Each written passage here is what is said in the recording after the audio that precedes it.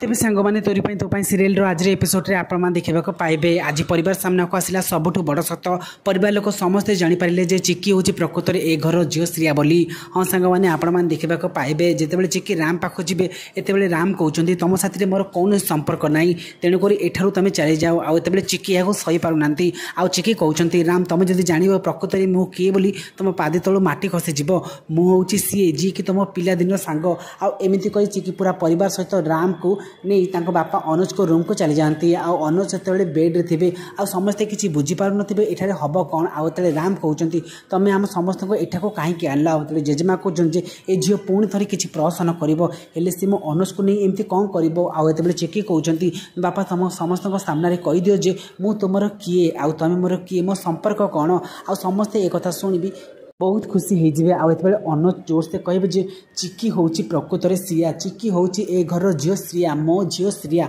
आ ए कथा को सुनला परे परिवार लोक केही भी ग्रहण करि परिबेनी आ समस्ते आश्चर्य होई पड़िबे। सबुठ बेसी आश्चर्य होई पड़िबो कामनी जेजेमा आ रोही कहबे जे एटा संपूर्ण भाबे मिछ किंतु एतबेले जेजे बापा आ सुगंधा ता सहित राम मध्य विश्वास करनते। ते फ्रेंड्स आपण मानको कोन लागुची कोन चिक्कीर सत को समस्ते ग्रहण करिबे जदि हां ताले हमको इस बोली कमेंट करंतु।